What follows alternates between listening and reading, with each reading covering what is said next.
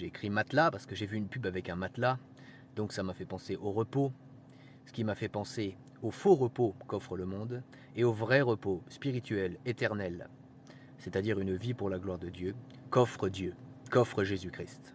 Jésus-Christ est Dieu, il est l'éternel, il est le Dieu vivant. Pour entrer dans le repos de Dieu, pour avoir une vie qui glorifie Dieu dès maintenant, hein, une vie qui glorifie Dieu dès maintenant, dans cette vie humaine et pour l'éternité, au paradis, là où il n'y aura plus jamais aucune souffrance, il faut passer par Jésus-Christ. Il faut passer par Yeshua. Il faut passer par le Messie, par le Sauveur. Jésus-Christ est le seul chemin qui mène au Père. Et Jésus-Christ est aussi Dieu. Alors, pourquoi doit-on passer par Jésus-Christ pour être sauvé? Parce qu'en fait, on a un problème. Hein. Ce problème, ça s'appelle le péché, le mal, le mensonge, l'idolâtrie, la fraude, l'ivrognerie, les immoralités sexuelles, la débauche, la pornographie, l'occultisme, la haine, les mauvaises pensées, la cupidité, l'amour de l'argent, le mensonge, etc. Toutes ces choses déplaisent à Dieu. Toutes ces choses appellent la justice de Dieu. Même juste après un seul péché, ça appelle la justice de Dieu. Et cette justice se manifeste par l'enfer éternel. Ce sera un lieu de souffrance éternelle où il y aura des pleurs et des grincements de dents. Alors pour ceux qui ne sont pas élus de Dieu, c'est-à-dire ceux hein, qui n'auront jamais cru dans le Christ et qui ne se seront jamais repentis de leurs péchés durant toute leur vie, qui n'auront jamais fait ces deux choses-là durant toute leur vie, pour ceux-là et pour celles-là, il y aura l'enfer éternel, ce sera un lieu de souffrance éternelle.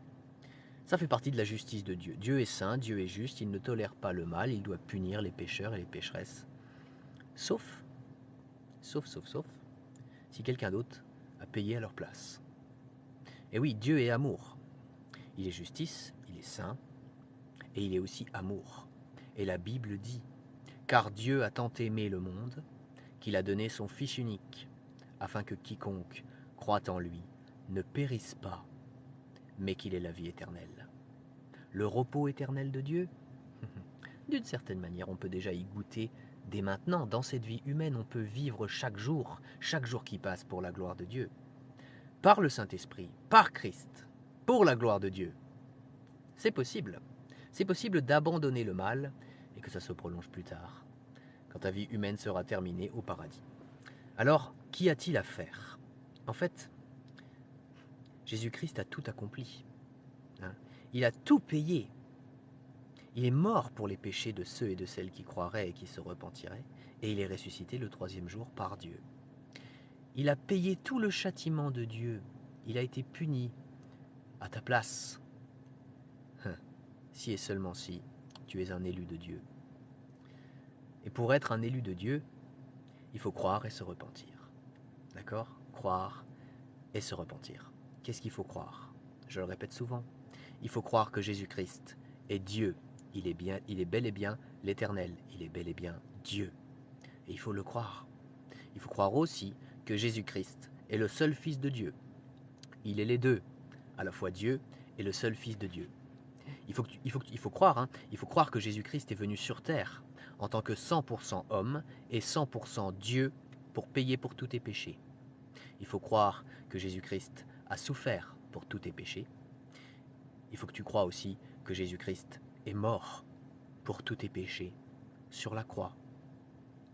Il faut que tu crois que Jésus-Christ a payé toute la justice de Dieu pour tous tes péchés à ta place. Il faut que tu crois que Jésus-Christ a payé ton enfer éternel à ta place. Et je ne dis pas que Jésus-Christ est allé souffrir en enfer. Ça, je n'ai pas trouvé d'endroit où c'est écrit dans la Bible. Mais ce que je te dis, c'est qu'il faut que tu crois que Jésus-Christ a payé ton enfer éternel à ta place. C'est-à-dire qu'il a réussi à payer ta punition illimitée en un temps limité. Voilà ce qu'il faut que tu crois. Et il faut que tu crois que Dieu a ressuscité Jésus-Christ au troisième jour. Et que Jésus-Christ ne mourra plus jamais, que Jésus-Christ est vivant pour toujours. Qu'il a vaincu la mort, le monde, le diable, le péché. Que c'est bien Dieu qui a ressuscité Jésus-Christ au troisième jour et que Jésus-Christ est vivant pour toujours. Voilà ce qu'il faut croire. Voilà la foi. Hein. Et si tu as accepté de croire tout ce que je viens d'expliquer là, alors la deuxième chose qu'il faut que tu fasses, c'est la repentance. il faut que tu pratiques une repentance sincère, authentique, devant Dieu. C'est-à-dire qu'il faut que tu parles à Dieu en le priant. Et il faut que tu lui dises combien tu regrettes de lui avoir fait du mal par tes péchés. Il faut que tu t'engages devant Dieu à ne plus pratiquer le mal sous n'importe laquelle de ses formes. Et il faut que tu cites tes fautes, tes péchés à Dieu, et il faut que tu lui demandes pardon. Alors arrête cette vidéo maintenant et pratique cette repentance. Le repos. Le repos, c'est agréable, mais le vrai repos de Dieu,